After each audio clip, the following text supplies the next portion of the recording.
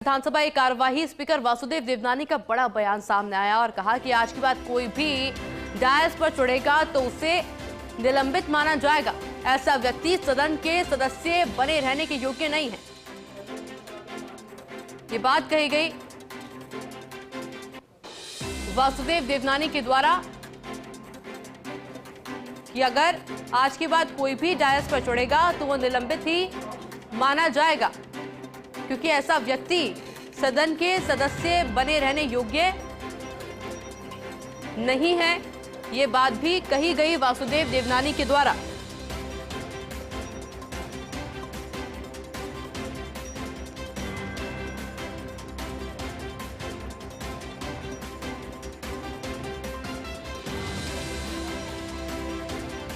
और ये बड़ा बयान स्पीकर वासुदेव देवनानी का सामने आया है विधानसभा की कार्यवाही के दौरान,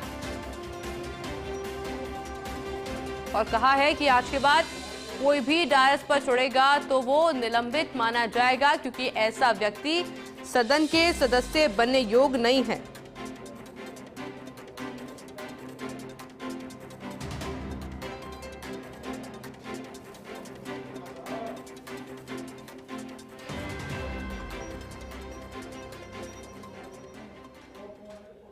के लिए विक्रमादित्य के आश्रम में उसके आंसू बोल रहे हैं। मेरे सत्तापक्ष के सभी सदस्यों की जो भावना है उस भावना के अनुसार ही कार्रवाई होगी। आप निश्चित रहें, नियम और प्रक्रिया के तहत जो कार्रवाई करनी है वो निश्चित रूप से करेंगे।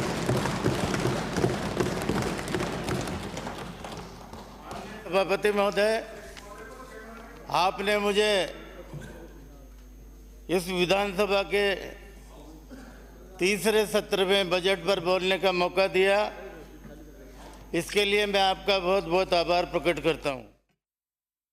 कि यदि जो कुछ सदस्य ने कहा क्या करेंगे आप लोग, ये सदन तय करेगा, लेकिन ऐसा व्यक्ति सदन के सदस्य बनने के भी योग्य नहीं है। अब उसके लिए क्या किया जाए, क्या नियम है, ये सदन को तय करना है। सत्तापक्ष प्रस्ताव कोई लाता है या विपक्ष लाता है और सदन उसमें क्या अपना व्यू करता है, मैं उसमें कहीं भाग नहीं लेता। मैंने कोशिश की कि सबको संरक्षण विपक्ष को भी देते हुए अपने सदन की कार्रवाई चलाऊं।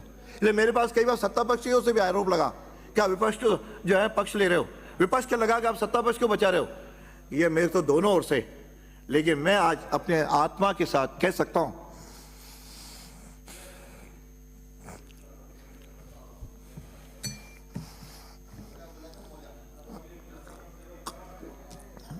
कि मैंने कभी भी पक्षपात नहीं किया और न करूंगा। इसके बाद भी यदि इस तरह के शब्द सुने जाएं तो मन को पीड़ा होना स्वाभाविक है।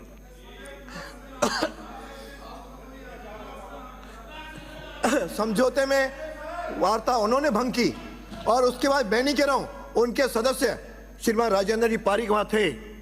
आप में से वो तो कहते हैं गीता पे हाथ रख के कहें, वो वैसे ही कह रहे हैं कि जो समझौता हुआ उसका पालन नहीं किया गया। इसके बाद भी वो इस तरह का बाहर अभी भी टीवी पे जिस तरह का अपना शब्दों का उपयोग करें, विरोध होता है, मैं सहमत नहीं होता, असहमत हूं, विरोध होता है, ये सब भाषा, लेकिन सदन के लिए और अध्यक्ष के लिए, आसन के लिए आज भी जिन शब्दों का उपयोग हो रहा है, क्या ऐसे वातावरण में कोई बात होना कितना उचित होगा, यह आप सदन तय करें, उसे मैं तय नहीं करूंगा।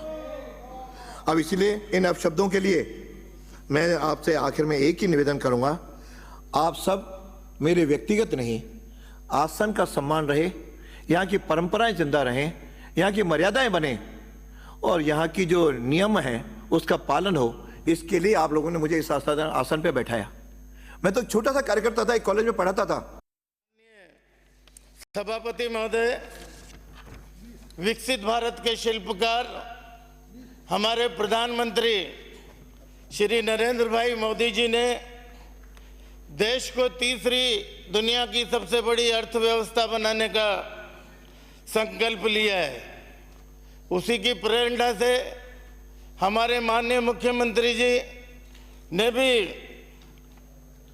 एक प्रण किया है कि राजस्थान को हिंदुस्तान के अग्रणी प्रदेशों में लाएं, और आज राजस्थान की, और हम देख भी रहे हैं कि आज राजस्थान की गरीब किसान, नौजवान, युवा सबके लिए तेजी से काम हो रहा है। माननीय सभापति महोदय, पिछली सरकार के समय कर्ज का बोझ बढ़ता गया, भ्रष्टाचार के मामले बढ़ते गए, पर जब से हमारी ये डबल इंजन की सरकार आई है, हमने राजस्थान के विकास को गति देने के लिए